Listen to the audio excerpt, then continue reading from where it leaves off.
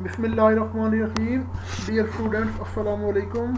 आज के इस लेक्चर के अंदर हम देखेंगे केमिकल इक्विलिब्रियम को।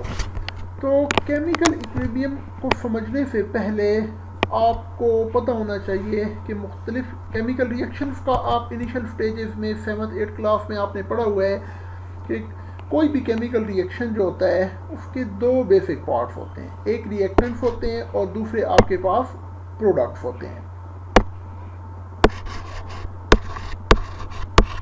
रिएक्टेंट्स किसी भी केमिकल रिएक्शन के वो पार्ट्स होते हैं जो आपस में इकट्ठे रिएक्ट करके कोई एक नई चीज़ बना देते हैं। उसके रिजल्ट में जो नई चीज़ आपके पास प्रोड्यूस होती है उसको आप क्या कहते हैं? प्रोडक्ट्स कहते हैं।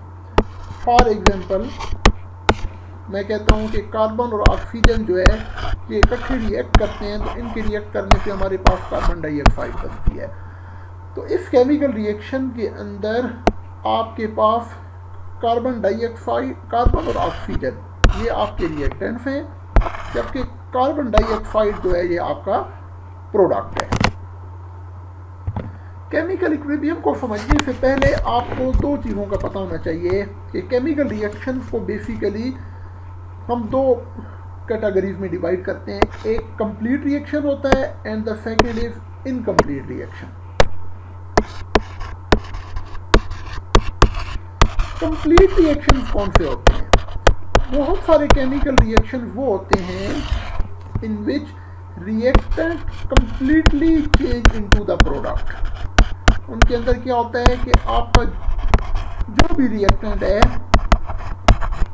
वो कंप्लीटली तौर पे प्रोडक्ट के अंदर चेंज हो गया और उसके बाद वो रिएक्शन स्टॉप हो गया। फॉर एग्जांपल मैं यही आपको एग्जांपल दोबारा देता हूँ कि अगर कार्बन और ऑक्सीजन रिएक्ट करके कार्बन डाइऑक्साइड बना दें तो हम कहते हैं कि ये रिएक्शन बिल्कुल स्टॉप हो गया है, ठीक है ना। तो इसको आप एक कंप्लीट रिएक्शन कहेंगे। बहुत सारे केमिकल रिएक्शन ऐसे भी होते हैं जिनके अंदर आपके जो रिएक्टेंट्स होते हैं वो कंप्लीटली तौर पे प्रोडक्ट के अंदर चेंज नहीं होते। तो ऐसे रिएक्शंस को हम क्या कहते हैं? इनकम्प्लीट रिएक्शंस कहते हैं। और ये जो इनकम्प्लीट रिएक्शंस होते हैं इनको लिखने का एक बड़ा ही स्पेसिफिक वे होता है। मिसाल के तौर पे अगर आपके रिएक्टेंट्स जो है ना वो मुकम्मल तौर पे प्रोडक्ट्स में चेंज नहीं हुए, बल्कि रिएक्टेंट जो है वो प्रोडक्ट के अंदर चेंज हुए और कुछ प्रोडक्ट जो है वो अगेन रिएक्टेंट्स के अंदर चेंज होना शुरू हो गया है, तो ऐसे रिएक्शंस को हम रिवर्सिबल रिएक्शंस कहते हैं। ऐसे रिएक्शंस को हम रिवर्सिबल रिएक्शंस कहते हैं, ठीक है, जो कि वो डायरेक्शन में प्रोसीड करते हैं, फॉरवर्ड और रिवर्स में। और इनको रिप्रेजेंट करने के लिए हम हमेशा डबल एरो यूज करते हैं। ये जो आपके पास डबल एरो लगी हुई हैं, ये डबल एरो किसको रिप्रेजेंट करते हैं? रिवर्सिबल केमिकल रिएक्शन को। तो अब हम रिवर्सिबल रिएक्शन की डेफिनेशन देख लेते हैं जी। तो रिवर्सिबल रिएक्शन की जो डेफिनेशन आपकी बुक के अंदर मेंशन है वो बहुत सिंपल है कि a reaction which proceeds in forward direction as well as in the reverse direction is known as reversible reaction। ये अभी मैंने आपको एक्सप्लेन करके बताया है कि वो केमिकल रिएक्शन जो कि फॉरवर्ड और रिवर्स दोनों डायरेक्शंस में प्रोसीड कर रहा होता है, यानी रिएक्टेंट्स प्रोडक्ट के अंदर चेंज हो रहे होते हैं और प्रोडक्ट अगेन रिएक्टेंट के अंदर चेंज हो रहे होते हैं, ऐसे रिएक्शन को आप रिवर्सिबल रिएक्शंस कहते हैं। और इन रिवर्सिबल रिएक्शंस को हमेशा डबल एरो की मदद से इंडिकेट किया जाता है।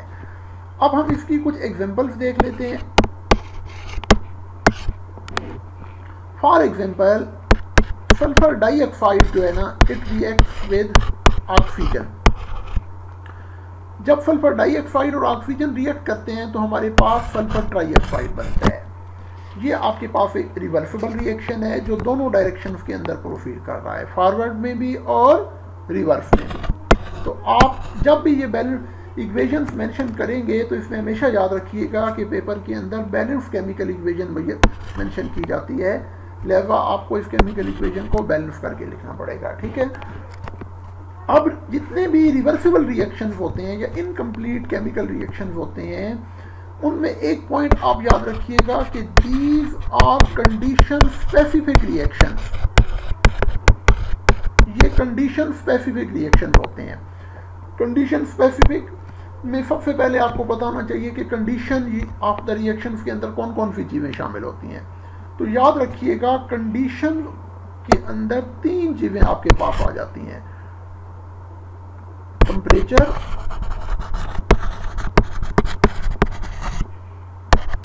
Pressure, and third is nature of catalyst. तो ये 3 चीजें इंपॉर्टेंट हैं रिवर्सिबल रिएक्शन के अंदर। यानी कि इससे एक चीज तो आपको ये पता चल गई कि इसका मतलब ये है कि ये जो केमिकल रिएक्शन हो रहा है ये नॉर्मल कंडीशंस में नहीं हो रहा। आपके नॉर्मल रूम टेम्परेचर पे 37 डिग्री सेंटीग्रेड टेम्परेचर पे या नॉर्मल 1 atm प्रेशर के ऊपर ये नहीं हो रहा। आप इसके लिए कुछ स्पेशल किस्म का एक एनवायरनमेंट क्रिएट कर रहे हैं, कुछ स्पेशल कंडीशंस क्रिएट कर रहे हैं जिसके तहत ये केमिकल रिएक्शन प्रोसीड होता है। तो रिवर्सिबल रिएक्शंस में कंडीशंस बहुत इंपॉर्टेंट हैं। अगर पेपर में जब भी ये पूछा जाता है तो आपने इसकी कंडीशन मेंशन करनी होती हैं। इसका मतलब ये है कि अब ये जो रिएक्शन है सल्फर डाइऑक्साइड और ऑक्सीजन मिलकर सल्फर ट्राइऑक्साइड बना रहे हैं, इसमें ये 3 कंडीशंस आप अप्लाई कर रहे हैं। आप इसमें टेम्परेचर मेंटेन कर रहे हैं, इसमें हम हाई टेम्परेचर मेंटेन कर रहे हैं। इसके अंदर आपने 450 डिग्री सेंटीग्रेड टेम्परेचर मेंटेन किया है, ठीक है ना, और 200 atm प्रेशर हमने अप्लाई किया है। और इसमें हम जो कैटलिस्ट यूज कर रहे हैं वो यहाँ पे हम यूज कर रहे हैं वेनेडियम पेंटाऑक्साइड। वेनेडियम पेंटाऑक्साइड ये कंपाउंड है जो कि एज ए कैटलिस्ट यूज करते हैं। अब इसमें कैटलिस्ट क्या चीज होती है ये थोड़ा सा आपको पता होना चाहिए। तो कैटलिस्ट हमेशा याद रखिएगा कि कैटलिस्ट कोई भी ऐसा कंपाउंड या मॉलिक्यूल होता है, ठीक है जी, दैट स्पीड्स अप और एक्सीलरेट्स अ केमिकल रिएक्शन। जो किसी भी केमिकल रिएक्शन की स्पीड को तेज कर देता है उसको आप कैटलिस्ट कहते हैं।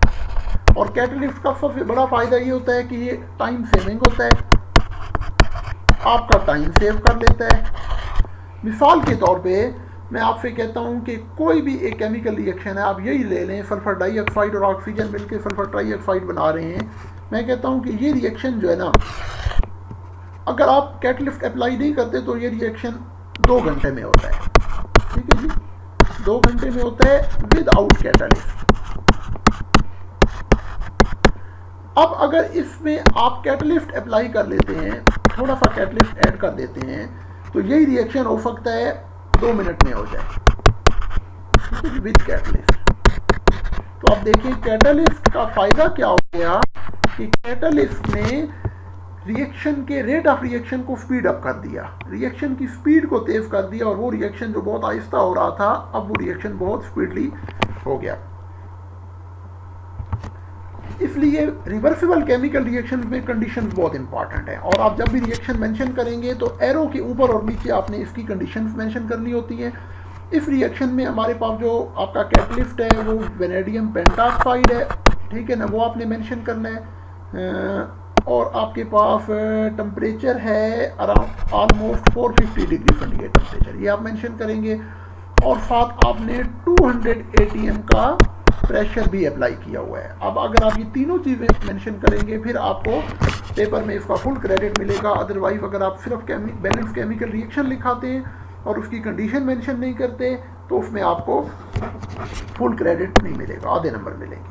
अब आप दूसरा रिएक्शन देखें, अगेन नाइट्रोजन और hydrogen when they react together, ये बड़ा इंपॉर्टेंट प्रोसेस है, इंडस्ट्रियल स्केल पे भी इसको यूज़ किया जाता है। बॉर्न-हेबर साइकिल में बॉर्न-हेबर एक साइंटिस्ट था जिसने सबसे पहले अमोनिया गैस प्रिपेयर की थी, नाइट्रोजन और हाइड्रोजन दोनों नेचुरल गैसेस को मिला के। तो नाइट्रोजन और हाइड्रोजन रिएक्ट करके अमोनिया बनाते हैं। तो अगेन ये रिएक्शन आपके पास एक रिवर्सिबल केमिकल रिएक्शन है, इस कंडीशन स्पेसिफिक रिएक्शन है।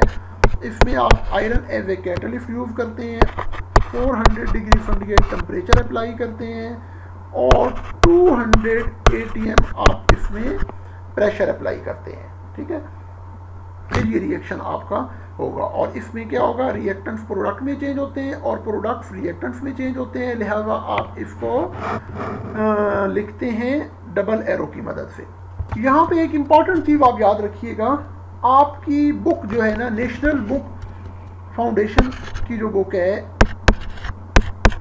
इसके अंदर आपकी बुक के पेज नंबर 7 के ऊपर यही जो रिएक्शन दिया गया है आपके पास नाइट्रोजन और हाइड्रोजन वाला, ये रिएक्शन गलत लिखा हुआ है। बुक पे ये रिएक्शन कुछ इस तरह मेंशन किया हुआ है, उसमें N2 + 3H2, तो आपके पास आगे लिखा हुआ है 2NO2 नाइट्रोजन डाइऑक्साइड बन रही है। तो ये रिएक्शन बिल्कुल गलत है, आपने ये रिएक्शन इस तरह नहीं लिखना, ये प्रिंटिंग की मिस्टेक है। आपके पास जो करेक्ट केमिकल रिएक्शन है वो ये है जो कि यहाँ पे मैंने आपको मेंशन कर दिया है, लिहाजा आप इस मिस्टेक को नोट कर लें।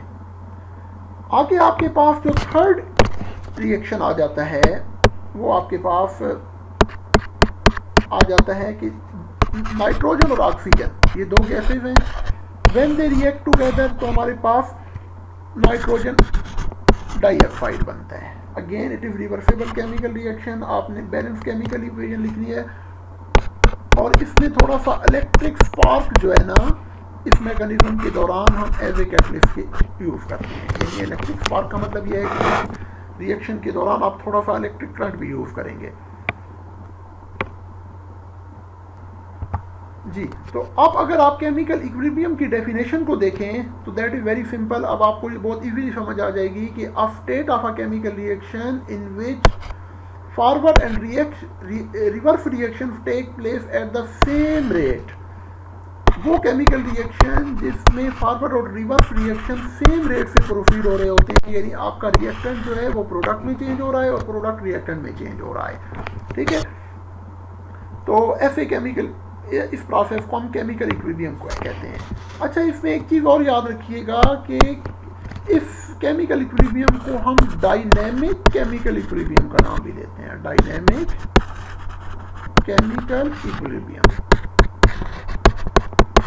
इसकी वजह भी आपको बतानी चाहिए कि नॉर्मल केमिकल इक्विलिब्रियम को आप डायनेमिक केमिकल इक्विलिब्रियम क्यों कहते हैं जी। तो मैं आपको बता रहा था कि केमिकल इक्विलिब्रियम को आप डायनेमिक केमिकल इक्विलिब्रियम भी कहते हैं। इसकी वजह ये होती है कि इक्विलिब्रियम की स्टेट के ऊपर रेट ऑफ फॉरवर्ड रिएक्शन जो है वो almost rate of reverse reaction के इक्वल हो जाता है, रेट ऑफ रिवर्स रिएक्शन के इक्वल हो जाता है। फिर इसमें एक चीज और याद रखिएगा कि इक्विलिब्रियम की स्टेट के ऊपर रिएक्शन स्टॉप नहीं होता। हम ये नहीं कहते कि अब बिल्कुल आपके रिएक्टेंट्स कंप्लीटली तौर पे प्रोडक्ट में चेंज हो गए, लिहाजा रिएक्शन स्टॉप हो गया है। तो ये रिएक्शन जो है ना, रिएक्शन आप इसको बल्कि यूं लिखिए, reaction does not stop, reaction stop नहीं होता। आपके रिएक्टेंट्स जो हैं वो कंटिन्यूअसली चेंज हो रहे होते हैं प्रोडक्ट में, और प्रोडक्ट्स जो हैं वो अगेन रिएक्टेंट्स में चेंज होते रहते हैं और इस तरह उनके दरमियान में एक स्टेबल या इक्विलिब्रियम की पोजीशन आ जाती है। इसीलिए आप इसको क्या कहते हैं, डायनेमिक इक्विलिब्रियम भी कहते हैं, डायनेमिक इक्विलिब्रियम भी कहते हैं। वजह यह है कि रिएक्शन स्टॉप नहीं हुआ, आपके रिएक्टेंट्स और प्रोडक्ट स्टॉप नहीं हुए, बल्कि रिएक्टेंट्स कंटिन्यूअसली चेंज हो रहे हैं प्रोडक्ट में और प्रोडक्ट चेंज हो रहे हैं रिएक्टेंट्स में। आपकी बुक में सेल्फ असेसमेंट 9.1 गिवन है। अब हम इस असेसमेंट को थोड़ा सा देख लेते हैं। इस असेसमेंट में आपसे पूछा गया है कि right both forward and reverse reactions and describe macroscopic characteristics. यहाँ पे आपको दो रिएक्शंस गिवन है। एक तो आपने for example first reaction given है N2, ये अभी जो हमने पीछे एग्जांपल में भी पढ़ा था, नाइट्रोजन और हाइड्रोजन मिलके अमोनिया बना रहे हैं, ठीक है। तो उसने आपसे पूछा है कि आप इस रिएक्शन में फॉरवर्ड और रिवर्स रिएक्शन लिखें और फिर उसकी मैक्रोस्कोपिक कैरेक्टरिस्टिक्स लिखें। तो सबसे पहले आपने फॉरवर्ड रिएक्शन लिखना है। ये पेपर में आ जाता है, बड़ा सिंपल और इम्पॉर्टेंट टॉपिक है। तो फॉरवर्ड रिएक्शन में आप क्या करेंगे, आपने सिर्फ डबल रिएक्टेंस लिख के आगे प्रोडक्ट लिख देना है कि हम आपके पास अमोनिया बन रहा है, सिंगल एरो लगाना है, ठीक है ना। और रिवर्स रिएक्शन के अंदर आप क्या करेंगे, रिवर्स रिएक्शन को लिखने के दो मेथड है। आपकी बुक में एक ही दिया गया है, लेकिन मैं दोनों आपसे शेयर कर लेता हूँ। आप अगर ये दोनों बुक में लिख आते हैं पेपर में तो ये गलत नहीं होगा, दोनों तरह ठीक है। यानी इसमें रिवर्स रिएक्शन में क्या होगा, अमोनिया जो है ये चेंज हो रहा है रिएक्टेंट्स के अंदर N2 + 3H2। इसी रिएक्शन को अगर आप यूं करके लिख देते हैं,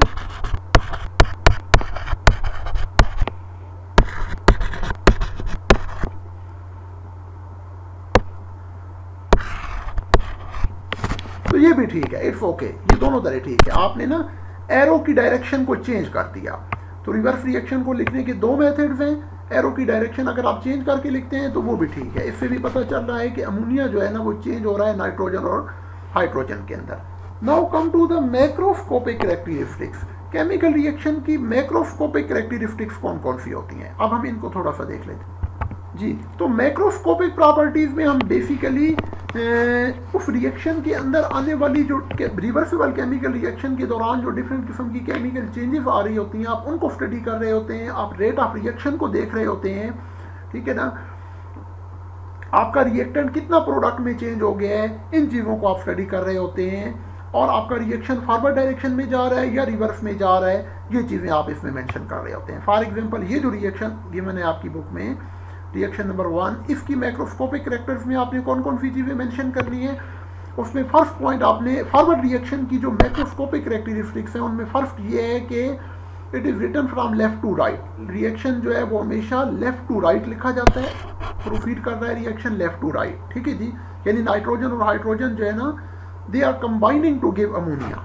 फिर आपने इसमें ये मेंशन करना है कि हमेशा रिवर्सिबल रिएक्शन में at the start rate of reaction very fast होता है, शुरू में रेट ऑफ रिएक्शन बहुत फास्ट होता है और वो ग्रेजुअली आहिस्ता आहिस्ता फिर स्लो डाउन होना शुरू हो जाता है। तो स्टार्ट ऑफ द रिएक्शन में रेट ऑफ रिएक्शन फास्ट होता है, बाद में ये ग्रेजुअली स्लो डाउन हो जाता है। तो ये फॉरवर्ड रिएक्शन का एक बहुत इंपॉर्टेंट मैक्रोस्कोपिक कैरेक्टर है। और रिवर्स रिएक्शन में इन्हीं चीज़ों को आप उलट कर दें, इन्हीं चीज़ों को रिवर्स कर दें तो उसकी मैक्रोस्कोपिक कैरेक्टर्स बन जाएंगी। उसमें क्या है कि it is written from right to left, ये हमेशा राइट टू लेफ्ट डायरेक्शन में लिखा जाता है, ठीक है ना। और इसमें प्रोडक्ट्स जो है ना वो चेंज हो रहे होते हैं रिएक्टेंट्स के अंदर।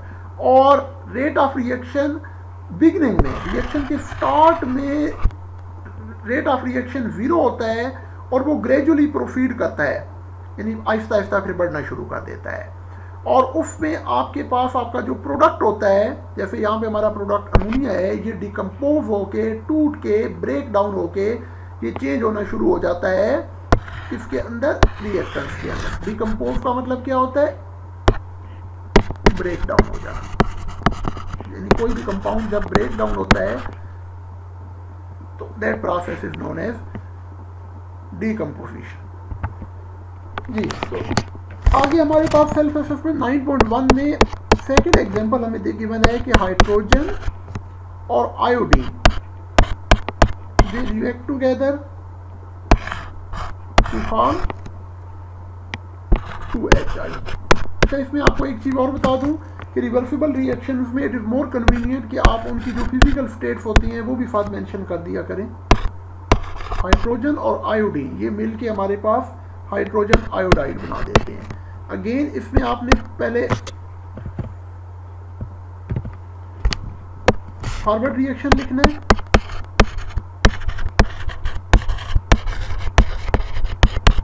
तो फॉरवर्ड रिएक्शन आप क्या लिखेंगे, H2 और I2 combine to form 2HI।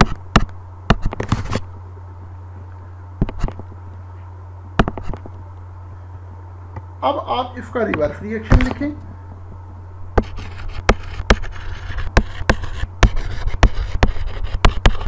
Reverse reaction के दो मेथड्स हैं, जो आपको कन्वीनियंट लगता है वो लिख लें। बुक में ये रिकमेंड किया गया है, प्रोडक्ट को आप पहले लिखें और प्रोडक्ट डिकम्पोज होकर चेंज हो रहा है I2।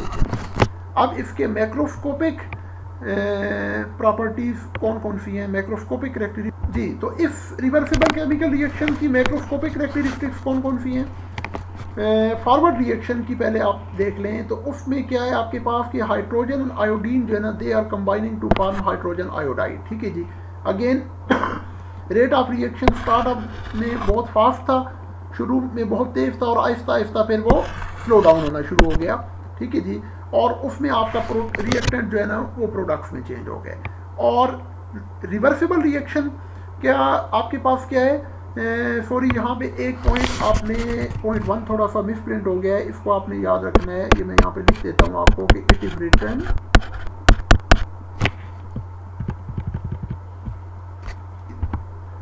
फॉरवर्ड रिएक्शन का फर्स्ट पॉइंट आपने लिखना है कि it is written from left to right, कि फॉरवर्ड रिएक्शन जो है ये लेफ्ट टू राइट डायरेक्शन में लिखा जाता है। हाइड्रोजन और आयोडीन मिलके हाइड्रोजन आयोडाइड बनाते हैं और स्टार्ट में रेट ऑफ रिएक्शन बहुत फास्ट होता है और वो ग्रेजुअली स्लो डाउन होना शुरू हो जाता है। और रिवर्स रिएक्शन के मैक्रोस्कोपिक कैरेक्टर्स में आप लिखेंगे कि ये रिएक्शन हमेशा राइट टू लेफ्ट डायरेक्शन में प्रोसीड करता है। ठीक है ना। और इसमें आपके जो प्रोडक्ट्स होते हैं वो डिकम्पोज होकर रिएक्टेंट्स के अंदर चेंज हो जाते हैं। शुरू में आपका रेट ऑफ रिएक्शन जो है ना वो 0 होता है और ग्रेजुअली वो स्पीड अप होना शुरू हो जाता है। तो मुझे उम्मीद है कि आज के इस वीडियो लेक्चर से आपको अपने केमिकल इक्विलिब्रियम के इंट्रोडक्शन को और रिवर्सिबल केमिकल रिएक्शंस को समझने में बहुत हेल्प मिलेगी। मैं आपसे रिक्वेस्ट करूंगा कि आप मेरे YouTube चैनल को सब्सक्राइब करें और अपने दोस्तों में, रिलेटिव्स तक, अपने बहन भाइयों तक इसको शेयर करें। अस्सलाम वालेकुम।